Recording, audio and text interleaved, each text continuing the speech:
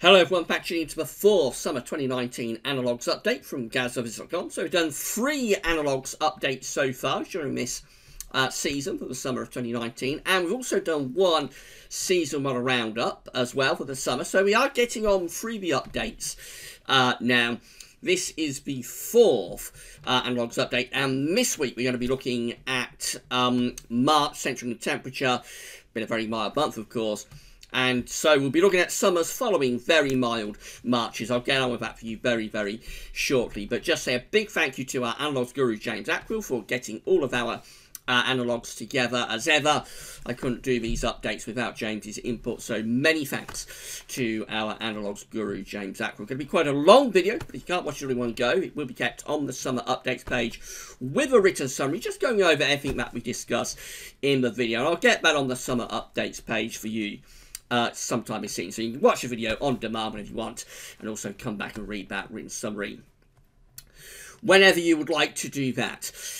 So coming up later on today, we're going to have the GazOvis Sunday Roundup, so that'll be with you later on this afternoon. That's your usual eclectic mix of this and that.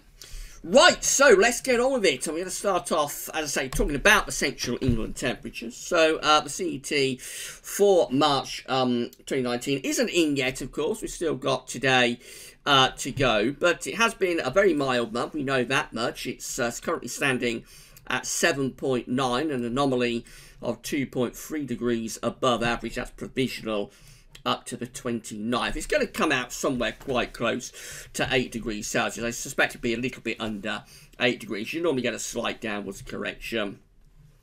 Occasionally you'll get an upwards correction, but normally with the CET you get a slight downwards correction. So probably coming out somewhere like 7.7, 7.8, perhaps.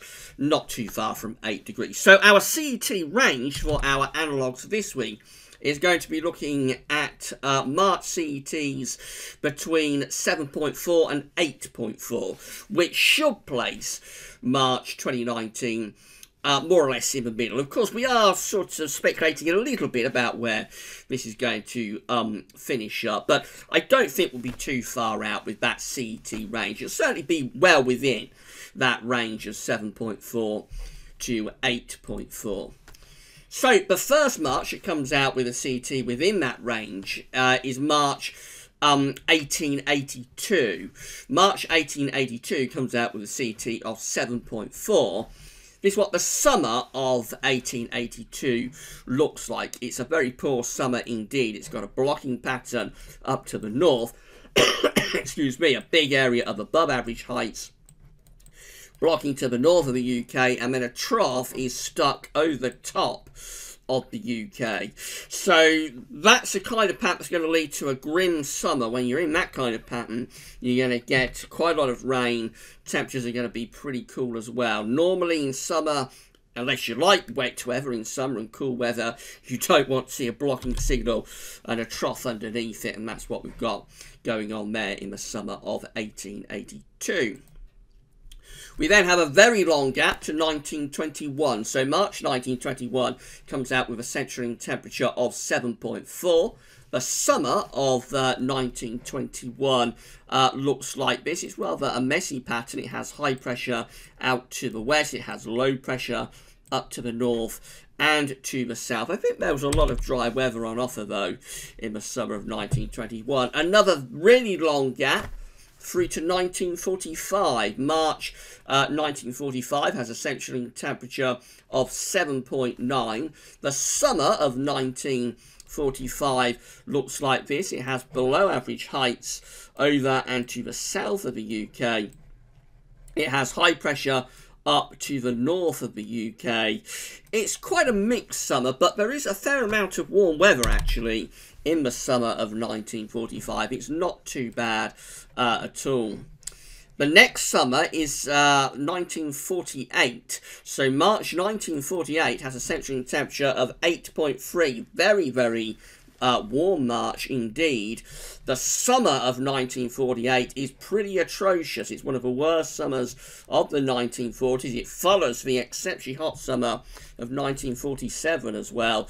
This one's really grim, below average heights extending in from off the Atlantic and pushing well east as well. There is a bit of a blocking signal up towards Greenland, you'll notice. The jet stream is going to be down there. If it can go wrong, it does go wrong, really, in the summer of 1948. Again, unless you like cool and wet weather.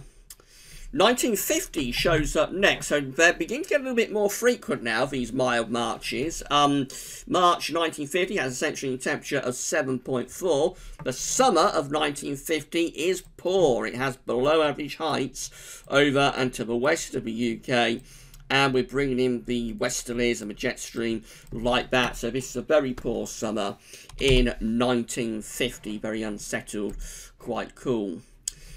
Then we go through to 1961. So March 1961, exceptionally mild month with a CT of 8.2. The summer of 1961 is quite unsettled. It's got below average heights up to the north. It's got above average heights out to west-southwest. We're bringing the westerlies in off the Atlantic. Rather like that. So it's an unsettled and pretty cool summer in 1961. Another long gap to 1981. So March CT of 1981 comes out at 7.9. The summer of 1981 is quite an unusual summer. It has above average heights over and just to the west of the UK, with below average heights to our east. And this brings down a northwesterly wind like that. The Atlantic is blocked off, so it's dry, but it's cool. It's an unusual combination, the summer of 1981, in that it is a cool and dry summer. Then we've got 1989, so March CT of 1989 is 7.5. The summer of 1989 is pretty decent. It's a hot summer with above average heights centred over just to the west of the country. Below average heights up to the north, pushed to the north with jet stream. So this is a dry and pretty hot summer in 1989. Then we come to 1990. 1990 is featuring quite a lot in this year's Analogues update so far, albeit it is pretty early doors. But we do see that the summer of 1990 comes next. The March CT of 1990 is 8.3. Summer 1990 looks like that. Looks like it's a relatively cool and unsettled summer, actually. But this area of high pressure up here gives the game away, because although it did start unsettled in June of 1990, July becomes much hotter and it finishes up with a hot August, particularly hot through the first few days of August 1990. And then got 1991, so a run of really mild marches here through the end of the 1980s and into the 1990s. March CT from 1991 comes out at 7.9. The summer of 1991 looks like this. It has below average heights from the Atlantic moving into the UK. Rather a mixed summer, but it does have a pretty decent end. So this is a classic example of a backloaded summer. June 1991 is a pretty dismal month, but August and also September 1991 pretty dry and quite hot. 1992 comes out next. What a run of warm marches here from the late 1980s into the early 1990s. So March CT from 1992 is 7.5. The summer of 1992 is pretty cool and pretty unsettled. It looks like it's an unsettled summer. Indeed. It's a classic example, actually, the summer of 1992, of a front-loaded summer. So 1991 was back-loaded. It had all of the dry and warm weather late on in August and even in September. But in 1992, it's the reverse, so you get it all at the front. May and June 1992 are very warm, really quite hot months, actually. Then there's a deterioration in July, culminating in a very cool and wet August in 1992. September 1992 is pretty grim as well. 1994 coming next. So after all those long gaps that we have earlier on, just look how much more frequent these warm marches are getting through the 1990s. So we've got 1994 next with a March CT of 7.7. The summer of 1994 has above average heights to the south of the country, below average heights up to the northwest. Bring the flow through like that. It's a very warm summer. It's a hot summer. It has a hot July in 1994, but it's very unstable. There are regular thunderstorms. So for convective fans, that's a kind of summer that you want, really. You want it pretty hot, but you also want to be unstable with regular Spanish plumes and instability in the atmosphere producing big thunderstorms. That was a classic summer 1994 for thunderstorms. 1997 comes up next. So this one has a central temperature in March of 8.4. The summer of 1997 is a hot summer. It has high pressure up to the northeast, low pressure is down to the south, brings in easterly winds. Has a really hot August with, again, a lot of instability, lots of thunderstorms in August 1994, but it's a really hot month as well. Starts off that summer quite cool and wet in June. And then 1998 follows. So we've got the March CT of 7.9 in 1998. The summer of 1998 is pretty poor, actually. It's a cool and unsettled summer. A trough of low pressure stuck over top of the UK through much of this summer with lots of high pressure. It's a bizarre pattern. Lots of high pressure around the edge of that trough of low pressure. So it's a very, very strange, very bizarre sort of reanalysis pattern that we had there for the summer of 1998. But the upshot is, it's one of the worst summers of the 1990s. You probably gathered from this, the 1990s are a classic decade for good summers, and good Marches, good summers. But there are a couple of really poor summers. 1993 is one, although we had a decent June in 1993. And more generally, 1998 was just a very poor summer, really. Probably the worst summer overall of the 1990s. 1999 follows next. So what a run of warm marches we have here through the 1990s. Remarkable decade. The March CT for 1999 is 7.4. The summer of 1994 looks like this. It's got above average heights out to west and to the east. Has a really good July in 1999. It has a hot July, but then it all goes a little bit downhill, a little bit down the tubes in August of 1999.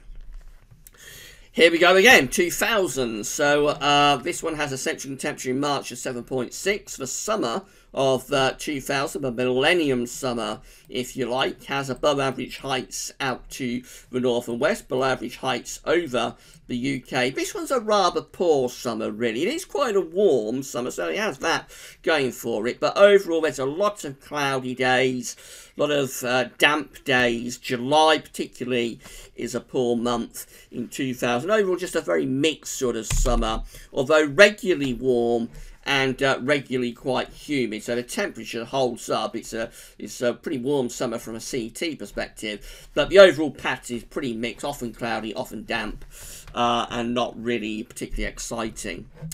Have a gap finally, so we're up to 2002 next. This summer is showing up a lot in our analogues packages at the moment. March CT of 2002 is 7.6. A summer of 2002 looks like this. It's an unsettled summer again, but similar to 2000 in that it's quite a warm summer, it's quite a humid summer, but just generally quite mixed and regular sort of bouts of rain coming through. So those two summers, 2000, 2002, are kind of similar in many ways in that they are unsettled, but also pretty warm and humid summers. Now look at this, 2003. This is a hot summer. So the March CT of 2003 comes out at 7.5. The summer of 2003 has the trough of below average heights in the middle of the Atlantic, but the high pressure, the above average heights, are across central parts of Europe and extending up to the north as well. And of course, this is drawing up those hot southerly winds. There's lots of southerly winds in the summer of 2003. And of course, we have that remarkable heat wave through the first half of August 2003. And then we get quite a long gap to 2012. So suddenly we have a run of 9 years until we get another really warm March. This one with a central temperature of 8.3. And the summer of 2012 is quite atrocious. Look at that. It has a trough of below average height centred over top of the UK. A really strong blocking signal up to the north as well. High pressure is up there. It does have high pressure through the Mediterranean, so it's a decent Mediterranean summer, and you would need it. You need to get to the Med to find the sunshine, because for us, we're stuck under that trough. We've got blocking to the north of it, so that's a cold and wet summer, classic cold and wet summer in 2012. And then our last year is 2014. So March central temperature of 2014 comes out at 7.6. The summer of 2014 looks like this. So again, blocking signal up to the north. Below average heights over to the south of the UK. It's not quite as bad as 2012. And in fact, it does have a decent July. It has quite a hot July in 2014. June is also quite warm. But then we come away with a cold August. I think August 2014 was the coldest August since 1993. So funny summer, that one. Really warm in June and particularly in July. And then down the tubes it goes for August before the warmth comes back again in the autumn. Putting all of this together then, this is how all of the Junes combined are looking when we are looking at central temperature in March with a CET between 7.4 and 8.4. Overall, it is an unsettled signal for June. We place this trough, this deep trough of below average heights over top of the UK. So cool and unsettled June is favoured. Bear in mind, there are some years here that would have decent Junes, but overall, the better range of summers, I think, for most of these years are better later on. So June is probably favouring cool, unsettled weather. July also doesn't look that crash hot either. It's a little bit better, not quite as bad, I suppose, I should say, compared to June. But nevertheless, it still looks unsettled, really, overall, with below average heights coming through the country and jet streams down there as well. A little bit of a blocking signal up to the northeast. August, and this is perhaps a bit of a surprise, because a lot of those 1990s summers are also decent summers, and particularly so in August. But combining all of the years, this is how the August themselves are coming out, when our CET range in March is between 7.4 and 8.4. So for August, it just looks very unsettled still. Below average heights over to the west of the country, and we bring those westerlies in. It does show a bit of high pressure up towards Scandinavia. That's down to those years such as 1990, 1991, 1997, that are better in August. But overall, the overall analogues package is quite clearly showing pretty cool, pretty unsettled August possibilities. And then finally, this is how all of the summers combined are looking. So it's taking all of the Junes, all of the Julys, all of the Augusts from all of these years when we're looking at a March CET range of 7.4 to 8.4. And overall, it is a very clear-cut, unsettled signal. Maybe very surprised. I was, when James sent me through, I was very surprised about this, particularly in light of how many years from the 1990s we have in our analogues package. But this is what it shows. It shows a trough of below average height centred almost over the top of the UK. And just a really cool and really unsettled signal overall for these summers with a CET range in March of 7.4 to 8.4. We can only go where the data leads us, and that's what the data is showing. So I was very surprised when James sent those analogues through. But there we go. And it's not like there's a lot of years from the sort of early 20th century and early Victorian era skewering that at all. So most of the years are from the 1990s in particular and going into the 2000s. And even with that, overall, it is quite an unsettled analogues package for the summer. So we can only go where the data leads us. And despite all of the 1990s years that are included within these, this week's analogues package, overall favouring unsettled and pretty cool conditions through the summer. We shall see next week what March's precipitation has come out at, and again we will look to do summer analogues based on March precipitation. We may try and do a little bit of pattern matching as well next week, but we'll have to see about that. Alright, so a slightly shorter analogues update this week. Hope you found it interesting and informative nonetheless. I think quite a surprise really how poor the overall combined analogues are. So let me know what you think to this batch of analogues. And if you're enjoying the summer updates, then don't forget to check out Patreon and PayPal and give us a donation if you would like. Also, please subscribe to the Gaz Lovers YouTube channel, like, share and subscribe if you're enjoying our videos and content. Right, we'll be back later on this afternoon with the Gaz Lovers Study Roundup, but at 21 minutes, nice and short. That's all for now, and thanks for watching.